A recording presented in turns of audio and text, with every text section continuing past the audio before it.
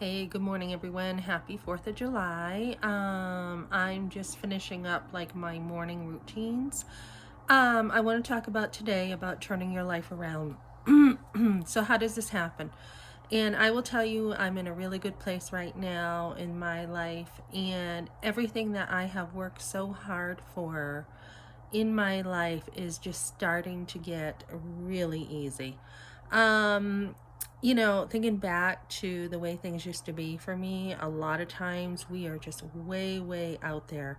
Um, Something I will be sharing even more of in my channel about helping women to heal from from abortion with post-abortive care is after my abortion, I went down.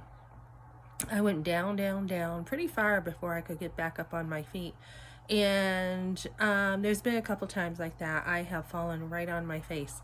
So this time, I remember when I had a silent ride home after the abortion. Someone picked me up. I got the silent treatment. I shut the door and I start walking home, and I can feel my walk changing. I remember that. I could feel the hardness coming. And I had had enough shame and guilt dumped on me to last a lifetime. So I had gotten hardened. I had started dating this boy that I already liked, and he was no good for me. He was no good for me. But I was able to handle it at the time. It was fine. It was no major stuff that had happened to me that I couldn't handle. But we were hitchhiking together. And I remember just going to places that he went to. I remember, this is awful to say, but I remember, I never did drugs, was never tempted to do drugs in my whole entire life. My father had given me a look that said, if you ever do drugs, I'm going to kick you, where, so hard you won't be able to walk for a week. And with that look in his eyes, that's all it took to scare me. So I never did drugs, but I was with this guy and he was going places. And I remember once going to one of his friends' houses with him, and there was like, I'm not even sure. I'm not going to say what it was, and I'm not going to incriminate myself here with anything, but it was not a good scene. And, God protected me. He was there and he kept me safe. And he was like my freedom, I think, with dealing with abortion. I didn't care anymore. I just didn't care about myself. I was skipping school, hanging out with him. And like I said, my Spanish teacher with a big Mexican hat would count me in the class when I wasn't even there. Sometimes my friends would cover for me and just say, oh yeah, she's in the bathroom or whatever, and I could sneak back in class. So that's kind of how things went. And then on my own accord, I had enough of him. And what it took was, like, he broke into my family's house and admitted it when he was on something. Let me see, my father said, you're not dating my daughter. And after he broke in, my dad would literally wait for him to break in again with a gun. It didn't bother me. I mean, I was not connected really to my family anymore. Once someone uses you that bad with an abortion, you don't really care anymore about your family. You just, you're gone. So let me see. After that, it took a friend, my good friend, who her house got broken into, the radar got stolen, radar detector, and I figured out it was him, and that was the end. That's all it took. You're not going to be disloyal to my friends. So that's what it took for me to not want to be with him anymore. And then I hit rock bottom again. After that, I dated some other guys, and just, at this level, I had dated somebody, and this was going to be, I thought, the future. I thought everything was okay. And then he couldn't make up his mind, hot and cold. And then that is where, like, total, like, I just could not take, any more of this guy. And there was break up, go out, break up, go out. And then I did not care anymore. Totally did not care about myself. And I actually went down pretty far at that point. And I didn't think I could get back up. And so when we look at the effects of abortion and how far down it can make you go with guilt and shame and just, not caring about yourself. And then, let me think. So then, yeah, a couple things happened from there. And then when I got saved, that is what totally turned my life around. So in my lowest point, and I've shared this, when it took an abortion to save me, a forced abortion to save me. I took all the guilt, I took all the shame. And at that time, I had gone to a pregnancy center, and someone said they blurted out, God forgives as far as the east to the west, when I had blurted out what had happened to me. And I took all the blame, and I wrestled with this. I really did. I wrestled with, how could, wait a minute, my baby's kicking, I'm not showing. How could he be kicking at this point if I'm not showing? Was what happened, was that a baby? And the truth just started hitting me really hard, kept hitting me. I was trying to justify it, I couldn't. The truth was coming in, and I cried out to God for forgiveness, and he does forgive. And I just had to realize, if God forgives me, then who am I not to forgive myself? And that was a big turning point in my life. And then the other turning point was I was invited to church. And the second time I went there, I heard the gospel. My eyes were open. My heart was changed now. It wasn't just like when I was 5 or 6 and I met Jesus with an aunt who showed me pictures of Jesus walking on water and stuff, and I fell in love with him. It wasn't just facts. It was now eyes open, heart change. And so as soon as I got saved, I started to change. I wanted to figure out how to be a good mom. I wanted to be the best mom I could be.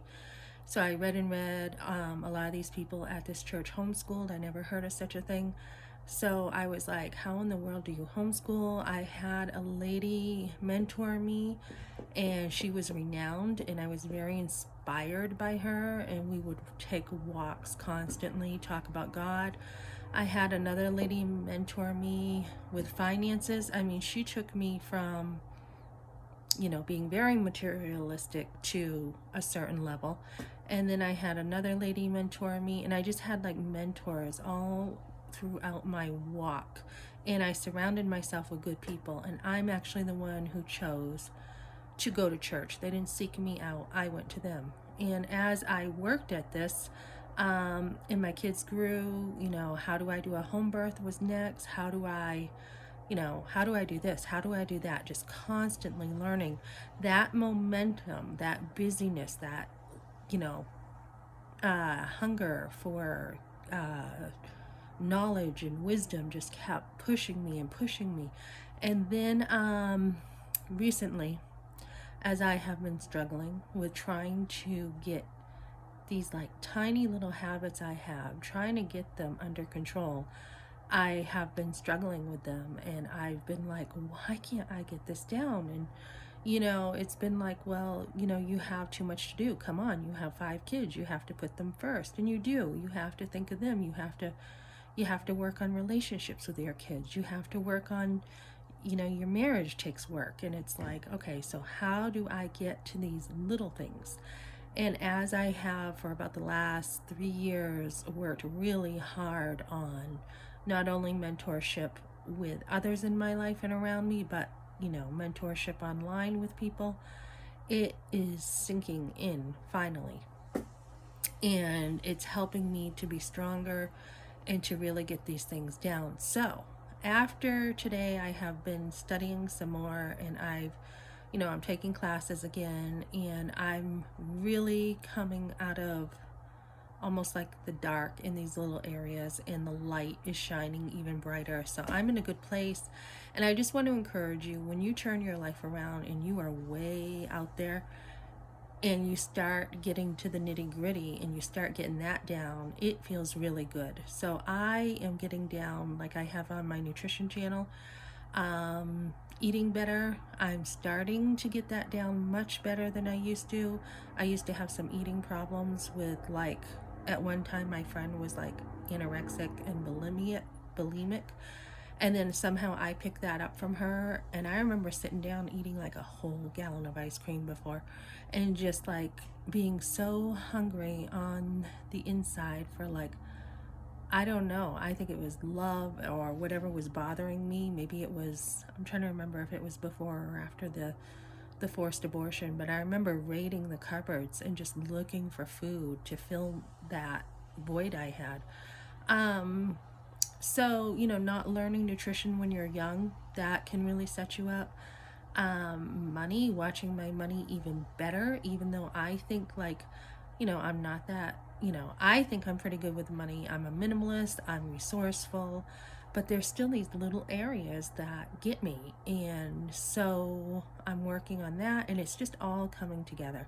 And it's good when you get to this point and you talk to other people who have struggled in life and they are overcoming, like, their bad habits, or they're in a better place than you are, and they can help you. It just helps you turn your life around. And one other change that I've had recently is is I started going to a different church. And this church, I mean, they are very strong in the word. I mean, you have your Sunday school, you have your church, you have your Sunday night, you have your Wednesday night, you have your Thursday night soul winning. And this is just the momentum by just being there all the time is picking up, and it's helping me to grow quickly, really fast, really getting me in the word. And so even my time with God on a daily basis is picking up, and I'm getting in deeper. And this is the kind of stuff, when you surround yourself with people who, have really good habits, it starts helping you. So I kind of had the big picture when I went to church. I went to church. I wanted to learn about God, big picture, looking at my younger self, and then just seeing the growth. And it's not just all at once, looking at the growth over about 29 years, and really, getting those gaps in my schooling that was missing, getting, just so much out of life. And sometimes you want to give up, and you want to say, I've been doing this for so long and I can't seem to get it down. And then when victory starts coming, it's very rewarding. So just want to encourage you to keep on trucking, keep on going if you are trying to get some habits down. And after a while, if you keep disciplining yourself, keep immersing yourself in and around people, they will help you out, and it will pay off.